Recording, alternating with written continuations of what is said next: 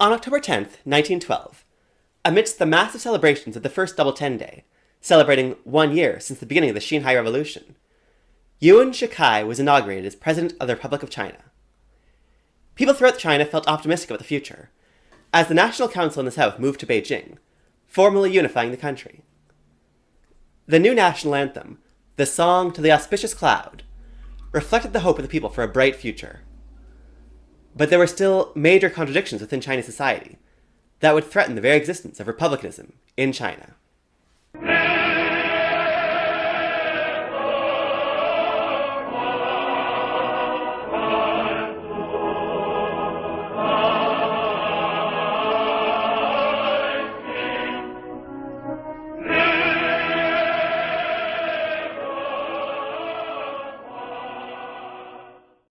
Histories of the 1911 revolution tend to look at anti-Manchu sentiment as a primary cause of the revolution, but then, once the revolution happens, to see it as an entirely anti-monarchical movement.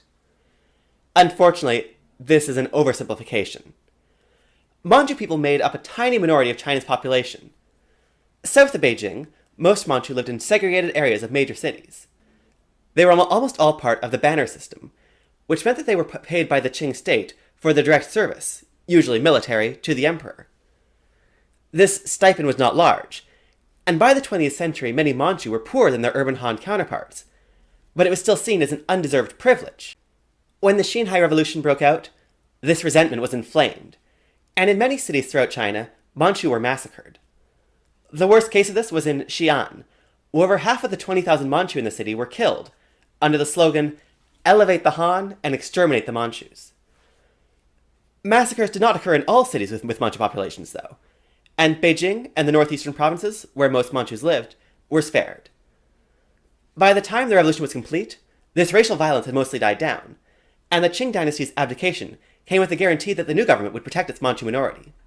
The Manchu were legally granted equality with the Han. However, once the banner's stipend ended, many Manchus became impoverished as they had no land to fall back on. And the queue, the Manchu haircut which the Qing had required all men to wear, went from being mandatory to being banned. Soldiers were armed with shears and sent through the countryside to cut all queues. A move that was unpopular even with many Han villagers, who considered it part of their own culture since it had existed for 200 years. The legal recognition of the Manchus was reflected in the choice of the Republic's new flag. The 5 colors represented the unity of the 5 races of China. Red for Han, yellow for Manchu, blue for Mongol, white for Hui, and black for Tibetan. The 50 other Chinese ethnic minorities, recognized by the Chinese government today, were almost all considered to be Han. This flag was opposed by Sun Jiangshan, because the Manchu were associated with yellow, only because yellow was traditionally an imperial color in China. He proposed as an alternative the flag of an 1895 anti-Qing revolutionary movement, the white sun, blue sky, and red earth. He was outvoted, though.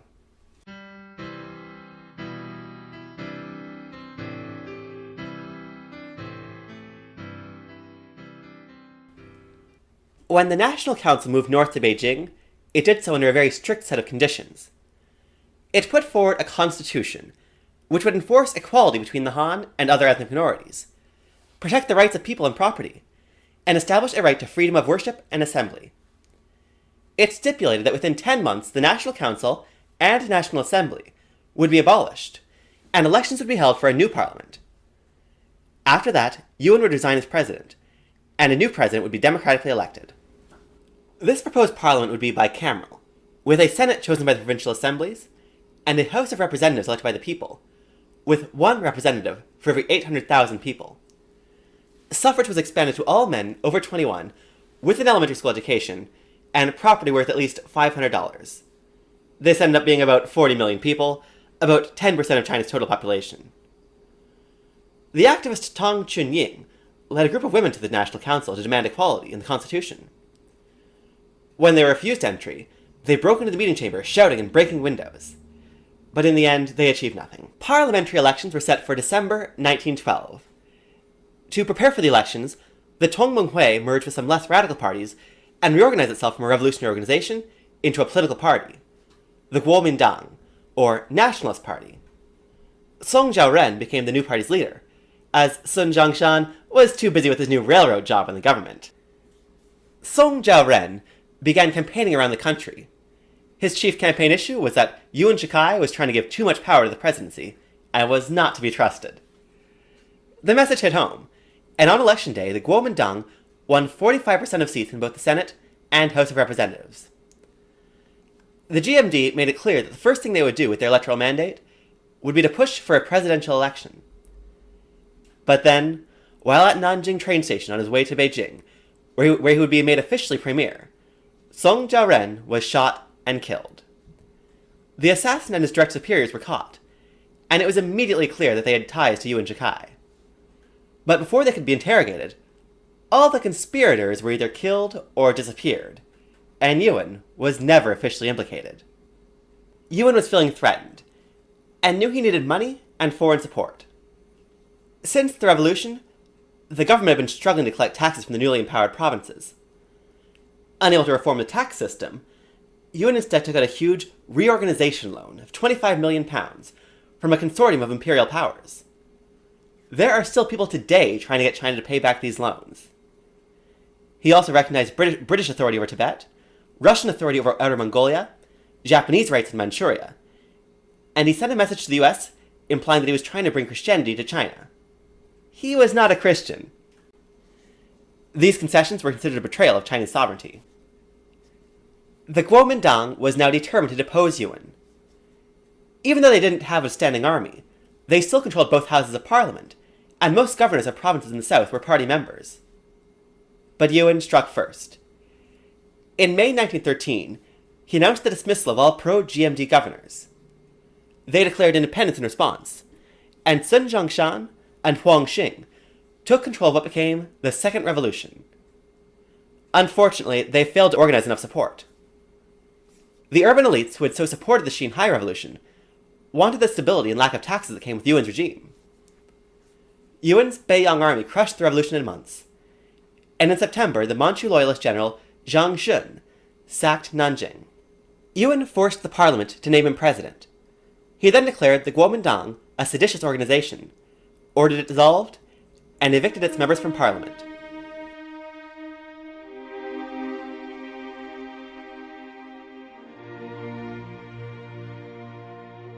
Sun Zhongshan fled back into exile to Japan. Determined not to give up, he reorganized the Guomindang again into the Guomindang, Chinese Revolutionary Party. This party would be more militaristic than the Tongmenghui or the Guomindang. Membership in it required an oath of loyalty to Sun himself, with fingerprint verification. This alienated older nationalists like Wang Jingwei and Huang Xing, who left the party. But it brought to prominence many new members who would end up being very important, including Chen Shimei, Hu Hanmin, Charlie Song, Li Dazhao, and Zhang Jieshi. Sun also incorporated the idea of democratic tutelage into nationalist ideology. This was the idea that China wasn't ready for democracy yet. So after the nationalists took control, they would rule as a military dictatorship until the Chinese people could be taught how democracy works.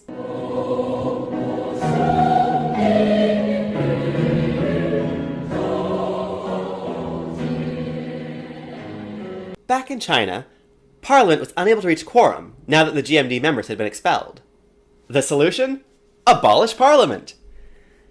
This was followed by the abolition of all provincial assemblies and local organizations. Since the constitution was now clearly out of date, it was replaced with a constitutional compact. This compact gave the president complete power over war, finance, foreign policy, the rights of citizens, and the succession. Yuan declared, Parliament was an unworkable body. 800 men. 200 were good, 200 were passive, 400 were useless. What had they done? They'd not even agreed on procedure. China's experiment in local autonomy was over. Despite all this, Yuan still considered himself a reformer. He began taking many more loans to pay for foreign advisors. He established a strong, independent judiciary, hoping that this would remove the excuse imperialists use to justify extraterritoriality. He implemented calendar reform, putting China on a solar calendar and making 1911 year one. he centralized the currency system, and began a widespread prison building program. But what about the peasants?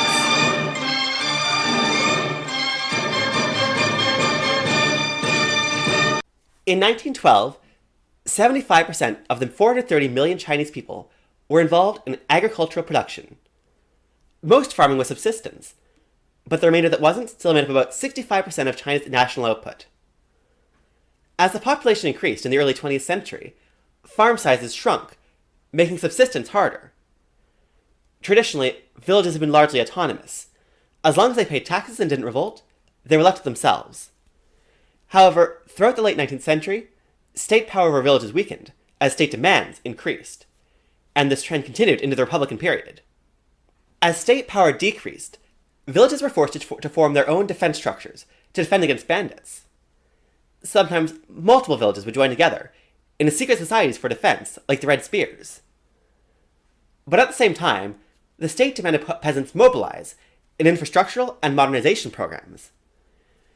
Yuan Shikai ordered primary schools to be built throughout the countryside to provide compulsory and free education to all males, and he tried to establish a police presence throughout the country. Villagers had to pay for all these programs themselves. Their money came from the peasants. Therefore, villages began to more clearly delineate their borders to make it clear which farms belonged to them. Yuan's reforms were all implemented in a top-down fashion, and little effort was made to ensure that local bodies actually did anything.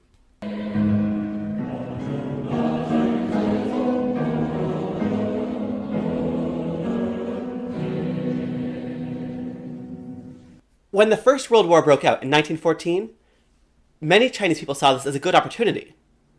With the European powers occupied, they wouldn't be able to intervene in China. And if China joined the war, it might be allowed to take back the territory that Germany controlled in Shandong. However, with the Europeans busy, Japan had free reign in China. Japan declared war on Germany, and seized its possessions in Shandong for itself. The Japanese government then sent a list of 21 demands to Yuan's government. These included more economic rights for Japanese people in Manchuria and Mongolia, joint administration of Chinese iron and coal facilities, total commercial rights in Fujian province, and the right to station Japanese police in Chinese cities, and Japanese administrators in the Chinese government. While all the demands were harmful, these last demands would have made China a Japanese satellite state. Yuan responded by leaking the details of the demands, which are supposed to be secret, to the public. This worked. Japan's allies in the war forced it to back down on the final set of demands.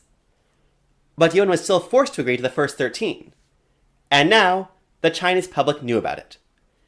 Yuan's already shaky control of the country was in danger as protests erupted in all of China's major cities. Running out of options, Yuan turned to one of the ways previous Chinese leaders had kept the people happy: the performance of religious rituals thought to increase the country's prosperity.